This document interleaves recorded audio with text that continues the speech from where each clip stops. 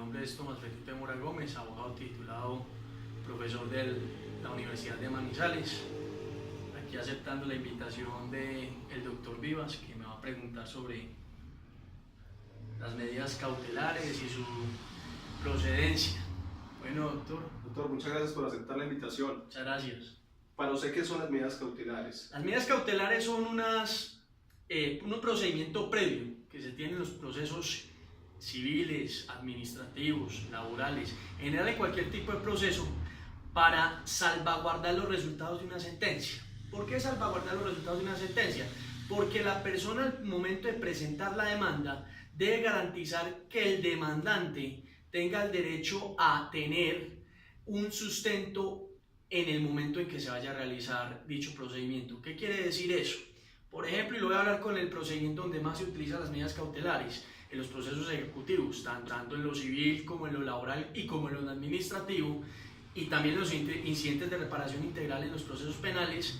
Cuando el demandante presenta la demanda ejecutiva, tiene que buscar qué patrimonio tiene el deudor. Recuerden muy bien el artículo 2488 del Código Civil, que habla sobre que el patrimonio del deudor es prenda general de los acreedores. Entonces, ¿qué debe hacer en su momento el demandante? Buscar qué bienes tiene, solicitar el embargo, que es la primera parte de esas medidas cautelares. Recordemos que las medidas cautelares empiezan a trabajar en el artículo 588 del Código General del Proceso, y esas medidas cautelares, ¿qué es lo que buscan? Salvaguardar las resultas que tenga el demandante contra el demandado.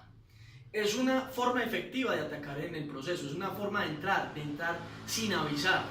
Y en el momento en que se presente la demanda y se libre el mandamiento de pago por parte del juez, el juez regulará el momento cómo se debe hacer esas medidas cautelares.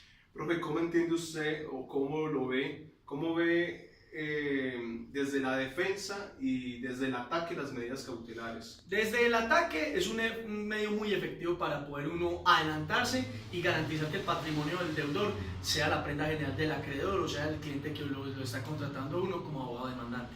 De la parte del demandado, pues uno ¿qué hace? Primero, en los ejecutivos y explicando el proceso ejecutivo, uno tiene 5 días para pagar o 10 para excepcionar. Entonces, ¿qué es lo que hay que hacer? El deudor como cliente, en la parte de defensa, tiene que ser muy sincero con el abogado. Decir, hombre, yo debo esa plata, o no, yo no debo esa plata, yo no debo esa totalidad, yo debo menos, o yo no debo porque yo le pagué, y lo que pasa es que el demandante no tiene las pruebas, como ejecutante no tiene las pruebas para saber si realmente pagó o no pagó. ¿Uno qué puede hacer? Pues primero que todo solicitar que le muevan las medidas. Puede ser a través de una caución, puede ser a través de que se excedió el juez en su momento en el mandamiento de las medidas, y solicitar la reducción hasta el monto como tal de las medidas. Muchas veces los jueces decretan las medidas un poco más altas de lo que realmente se debe. Entonces es un tema netamente probatorio. Doctor, ¿nos podría explicar entonces qué es el secuestro? Primero hablamos del embargo. El embargo se da en el momento en que el juez libra mandamiento de pago. Obviamente el demandante tiene que haber hecho solicitud de medidas cautelares en cuaderno independiente a la demanda, llevar la prueba del tal, por ejemplo, si se va a embargar un bien inmueble, el certificado de tradición y libertad del inmueble, copia de la última escritura de enajenación del inmueble, en los vehículos automotores el certificado de tradición del vehículo automotor, totalmente actualizada, y se hace la solicitud. Ya el juez la da.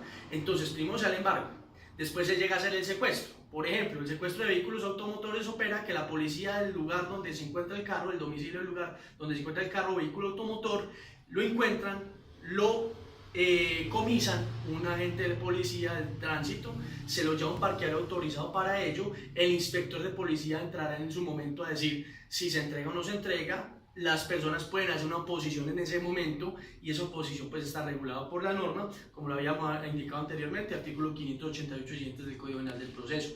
En los inmuebles se hace también libramiento de mandamiento de pago, medidas cautelares por parte del juez, se oficia a la Oficina de Registro de Instrumentos Públicos del lugar donde se encuentra el inmueble, y ya después se haría el secuestro, que ya por orden de autoridad competente. Siempre en muchos casos en los municipios es el inspector de policía, que está bajo el mando de la Secretaría de Gobierno, por orden hecha del señor comisionado por el señor juez, para tomar esa decisión y para poder pues cumplir con esas medidas cautelares. Entonces podríamos decir que ¿cuándo se termina el secuestro? Pues hombre, el secuestro como tal puede terminar de muchas formas o puede continuar.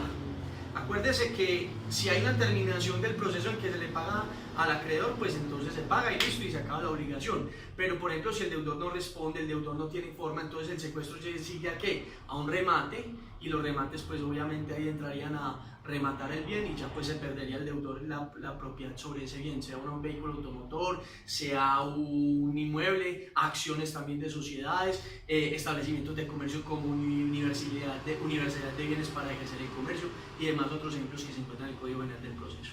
Doctor, para terminar esa entrevista y ese compartir en el conocimiento, ¿podría usted definirnos las siguientes palabras con un solo concepto? Por ejemplo, para usted, ¿qué es derecho?